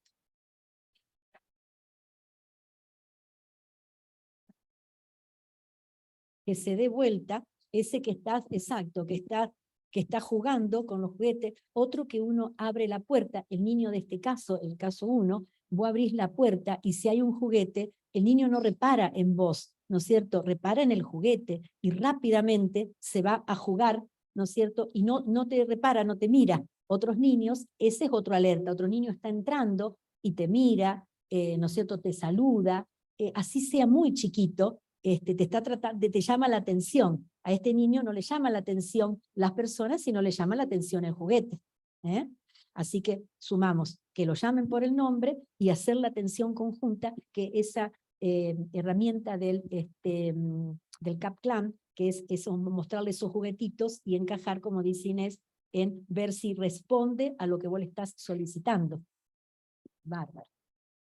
¿Alguna otra cosa les parece? Este niño, como ya se nos acerca al diagnóstico, lo derivamos para la interconsulta, hacemos la consulta con el especialista en el desarrollo, en neurología y todos los apoyos de intervención desde el punto de su neurodesarrollo, desde su lenguaje y desde su comunicación social. Y la terapista ocupacional es, que a veces pueden tener, lo característico, ¿no es cierto?, es su trastorno en la comunicación. El trastorno en la comunicación, entonces la terapista ocupacional, y a veces hay trastorno en su sensibilidad, los manejan muy bien. Bien, el 2. Este niño, estos son casos reales, ¿no es cierto?, los que vemos en los consultorios nuestros. Este niño tiene 38 semanas y 3 kilos 740. Hasta ahí no era como el caso anterior que decíamos un riesgo. Es masculino, gesta 2, tenía una hernia diafragmática con una internación en neo 35 días, en asistencia respiratoria 18. Este sería el factor de riesgo que hoy nombramos, que después de los prematuros estaban los chicos con malformaciones también. La mamá 37 años, sana, papá 40, alto peso, hermano 12 años, asmático. Tenía eco cerebral normal desde la neo, screening normal. Una autoemisión dudosa a los 15 días, se repitió nuevamente dudosa a los 3 meses, se hizo potenciales evocados normal y un fondo de ojo normal. Así que hasta acá el factor de riesgo era su hernia diafragmática. El control de 1 a 12 meses, este niño llamó la atención por los broncoespasmos, claro, tenía un antecedente familiar, a repetición, alimentación a pecho, cumplía todos los hitos del desarrollo. El control de los 15 meses, el niño mira, está serio, hay trastorno del sueño y tiene un gusto selectivo. Si uno dice, parecido al otro caso, pero este niño está serio, pero llamaba la atención que te miraba. Como decía Marisa hoy, si vos lo llamás, te alcanza a mirar. Y al control de los 18 meses, que dijimos que es, con lo que aprendimos que hay que prestar más atención, el niño concurre a la guardería, está solitario, se comunica con la maestra, pero tiene dificultad en comunicarse con sus pares, dice papá, señala solicitando objetos, tampoco llamaría tanto la atención, pero es un niño más solitario. Conducta les parece a seguir. ¿Qué hacemos con este niño? O sea, que como dijimos, si tenemos que hablar de alerta y de factor de alerta, de factor de riesgo, el factor de riesgo lo tenemos y alerta también tenemos. ¿Qué hacemos con este chiqui? Sí, solo papá decía los 18 meses. Los potenciales estaban bien. Hicimos potenciales porque primero y segundo autoemisiones eran anormales. ¿Y qué aprendimos? Que primero que escuche y vea. Después seguimos con lo demás. Claro, tenemos que hacer la prueba objetiva, porque es para eso yo lo traigo, porque para decir, y que como dice la bibliografía, nuestra impresión subjetiva, ¿no es cierto?, es subjetiva. Tenemos que ir a los papeles y ver y tildar. Esto pasa, esto no pasa, como hacemos con otras enfermedades infecciosas, tienen las vacunas, no tienen las vacunas, chequeamos. Entonces acá también tenemos que chequear. Entonces nos comunicamos, acá nos comunicamos con la guardería, también con la maestra de la guardería, que yo creo que es una estrategia también, para buscar la colaboración en la vigilancia, y hacemos un nuevo control a los 21 meses, responde al nombre, dice solo papá, juega al tomá y el dame, parece que habla poco, pero está comunicado.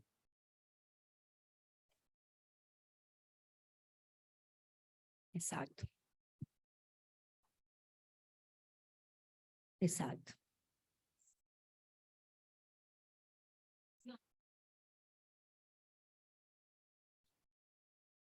Exacto, exacto, exacto. Este niño tenía el lenguaje comprensivo bueno, y el expresivo era el que dudaba. Y todo el resto motor normal. Todo el resto motor normal. Entonces, a los 24 meses, refiere la maestra que ya se conecta más con sus pares. Solo sigue diciendo mamá y papá. Parece que tenía una fija. Decía mamá y papá nomás, pero se conecta. Entonces, como decía Marisa, si es un área, nosotros tenemos que ver que un área sobresale, un área está bien y otra área está mal. Entonces, tenemos las pruebas, tenemos las pesquisas, para eso son, hacemos todas las preguntas, como recién Marisa dice, este chiquito en la parte motora va bien, no va bien, hacemos todas las preguntas y estamos. Entonces, el control de los 30 meses responde al pedido de acciones en el consultorio, juega con los juguetes, haciendo rodar un juguete, solo dice agua, Tino, nombre de su hermano, mamá y papá. Los padres están preocupados, ¿viste? Los padres están preocupados. Entonces, es un niño que creo que tenemos que seguir investigando por la parte del lenguaje. O sea que hay un retraso en el lenguaje específico parece. Entonces, bueno, creo que llega el momento que lo tenemos que derivar con una notita, con todos los otros ítems, como decía Marisa recién, que están normales, y que el que nos preocupa es ese. Entonces, quizás nuestra derivación es a la fonoaudióloga. Digo, para no tampoco crear otras expectativas en el niño, en los papás, que a lo mejor esto lo resolvemos, y de hecho así ha sido, que después el niño va a su escuela, a su escuela de 3 años, 4 años, 5 años, dijimos hasta los 6 años, alto riesgo, seguimos, y soluciona, y ahora habla el niño. Tuvo su retraso en el lenguaje. El caso 3 es un niño de 36 semanas, 2 kilos 200, ya no nos gusta ni el peso ni la edad gestacional. Pero si uno no lo pone así escrito y no lo pone en la ficha en color rojo, miren, pasan 2 años y ustedes dicen, este niño, ¿por qué tiene esto en la escuela? ¿Y por qué tendrá? Y empieza a buscar por todos lados y está en la primera hoja de la ficha. El diagnóstico está en que este niño tenía su factor de riesgo. Femenino, segunda gemelar de cesárea. Mamá 36 años con una enfermedad psiquiátrica, papá 38 años sano. En la neo tuvo una dificultad respiratoria transitoria, tuvo laringomalacia grave, quirúrgica, un screening normal, una autoemisión normal, un fondo de ojo normal. A los 8 meses, esta niña ya tiene una hipotonía, mucha hipotonía troncal, movimiento súbito de las extremidades, excesivo llanto, trastorno del sueño. Ya ahí tenemos todas las alertas, ¿no es cierto? Si de alerta, y estábamos hablando, estas son todas alertas, pero lógico, no sabemos qué va a pasar, qué diagnóstico vamos a hacer. A los 12 meses hay una excesiva y frecuente risa de todo, se manifiesta feliz. Hay una ataxia, dificultad en su marcha, no dice palabras. Ya estamos con más cosas que estamos agregando. A los 15 meses concurre a la guardería, está solitaria, no dice ninguna palabra, los papás están preocupados y comparan con el desarrollo de su hermano gemelar, que está bien. Esta niña tiene un crecimiento muy atrasado con un perímetro cefálico estacionado. Control, a los 21 meses hay una excesiva y frecuente risa que se manifiesta feliz, dificultosa en la marcha, no dice palabra, responde más al lenguaje corporal que al lenguaje oral, más cuando uno le expresa algo con el cuerpo que con las palabras. Y este tiene un síndrome convulsivo también. Entonces, ¿qué conducta hacemos con este niño? Ya se nos fue de las manos. Ya se nos fue de las manos, obviamente que neurología tiene que hacer el diagnóstico, fue un niño con un síndrome de Angelman. Creo que todos los pacientes los tenemos que interpretar y ver, como muchas veces decimos, en verde para pasar más rápido en el consultorio, en amarillo para detenernos un poco y en rojo para que esperen los que están detrás de la puerta porque hay que esperar un poco en la sala de espera. Estos trastornos de la conducta del recién nacido de alto riesgo a largo plazo también nos pueden dar déficit de atención en estos niños de riesgo hasta 6 veces mayor. Problemas de la socialización, problemas en su pensamiento, porque son todos procesamientos de la información que está menos organizada. Y hay problemas en la atención, pero en general son sin hiperactividad. Bueno, y esto para ir terminando, Davis y Cianti decía que la promoción del desarrollo durante los encuentros de atención médica pediátrica tienen muchos beneficios potenciales para los niños y las niñas y sus familias. Creo que este es un encuentro que entre todos podemos darle, digamos, bienestar a los niños. Así que en nombre de la niñez y de su familia, yo le agradezco a la filial Santa Fe por esta preocupación y dedicación que hayan tenido con estos niños de alto riesgo, y que siempre sigan teniendo esa carita de asombro ya desde el primer día de la incubadora. ¿Mm?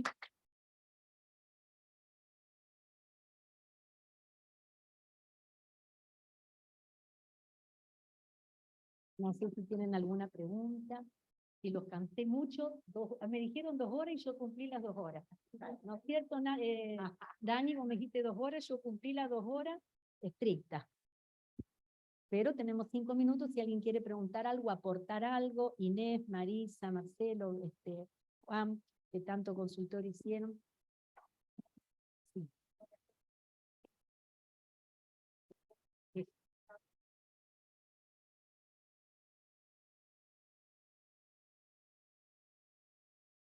Factores protectores que vos ponías muy bien son los padres, el apoyo de los padres, el vínculo, un buen vínculo, una buena estimulación de los padres, el amor y la contención de esos padres. Por eso es tan importante cuando uno da un informe por ahí, desde que el chico está grave en la neo, en la terapia, donde sea, el impacto que las palabras le ponemos nosotros a uno al informe, reforzar siempre lo bueno del chico, la fortaleza, como vos decías, para que ese vínculo se siga formando, que es un vínculo tan, aparte cuando nos separan a la madre del chico, es como ese vínculo tan débil.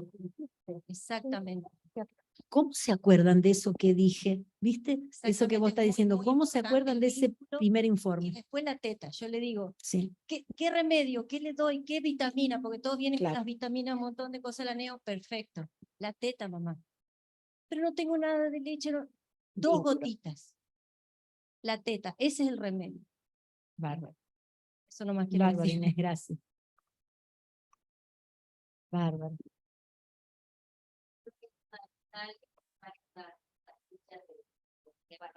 Acá está, las grillas, sí. Sí, sí, sí. Hay que usarlas.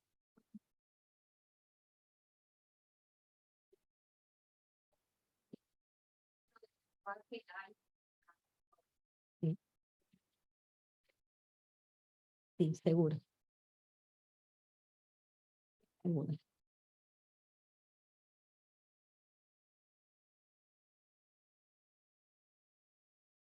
Exacto.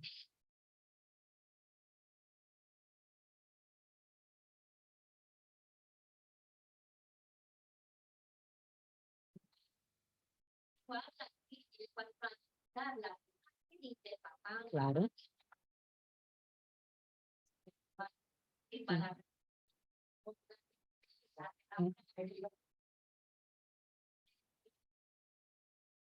Bárbaro. Sí.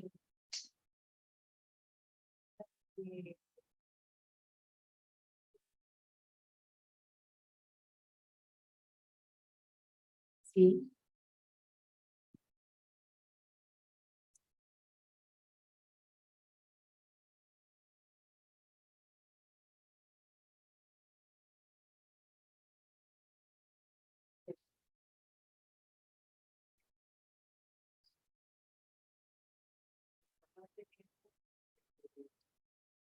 Intervención, la terapia.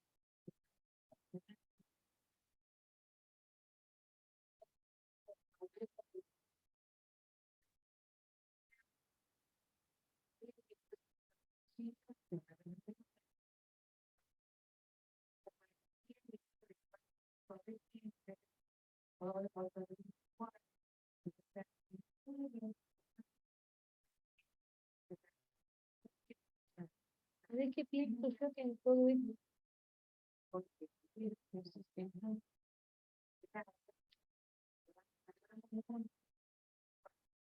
No nos queda otra más que ir con todos esos registros del CAPS, con todos esos registros y decirle, mire, señor ministro, acá tenemos tanto porcentaje de niños con esta discapacidad, con este trastorno del lenguaje, con esto. ¿Qué le parece que hacemos? Pero llevarle lo que tenemos, porque viste que a la gente que no lo ve, le parece que no existe. A todos nos ha pasado.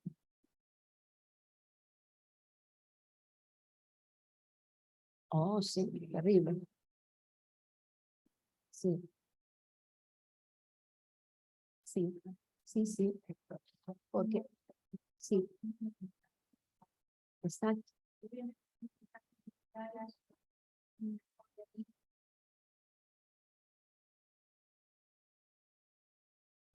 O sea que vamos a tener que meternos a preguntar, entonces, eso sería el concepto que dejaste.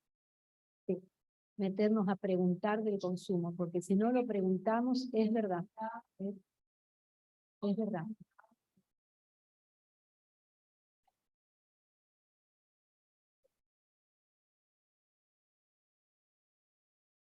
Sí, sí, sí, sí, sí, sí. Sí. Sí, es un buen aporte de insistir en preguntar. Exacto.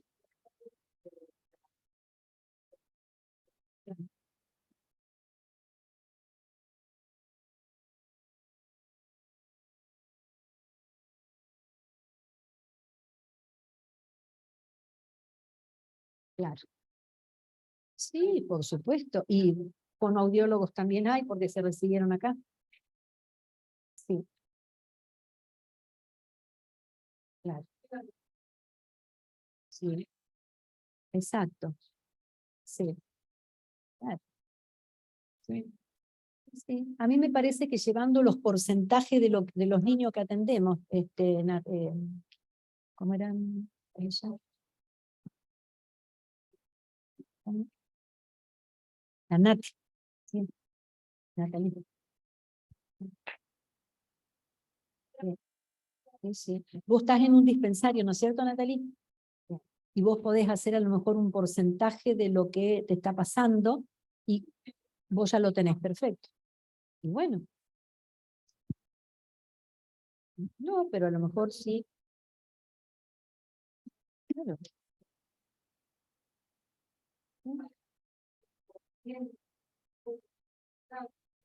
Claro.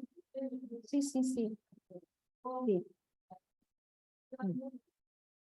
Sí, viste que todos tenemos idea, menos los que están en el cargo que tienen que tomar las decisiones, porque ellos no tienen las ideas. Eso es lo que está pasando. Claro. Todos tenemos ideas.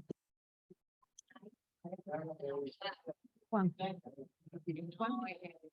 tenemos ideas. Perdón. No, muy bien la Sociedad de Pediatría de haberlo traído al tema. Como vos dijiste, los pediatras antiguos estuvimos muy volcados a los chicos que se nos morían por infecciones y empezamos a dar la importancia tarde a todo lo que nombraste. Está muy bien lo que insististe de objetivar y registrar todo lo que uno va poniendo.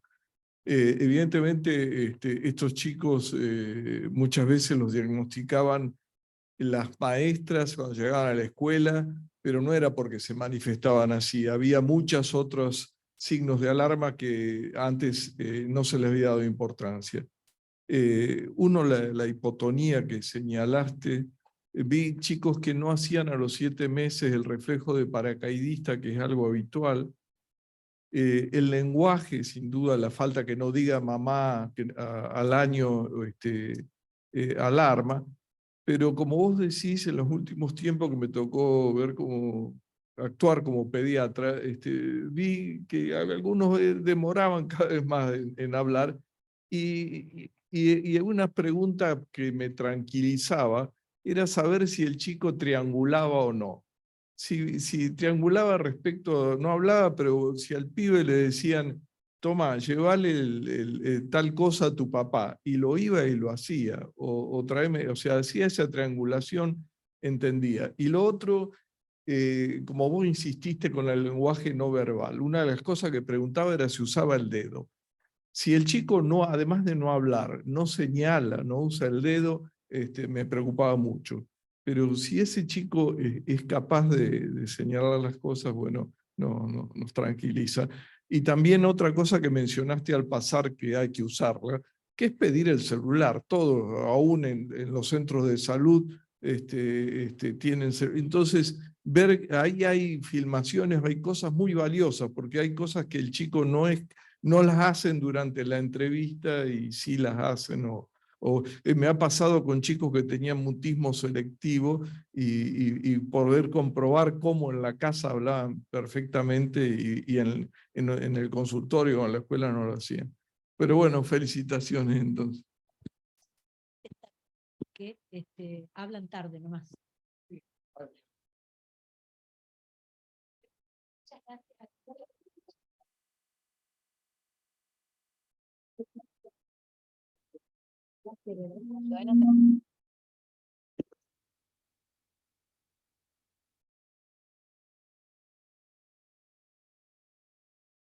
Esperen que vamos a hacer un sorteo para los tops. No se vayan.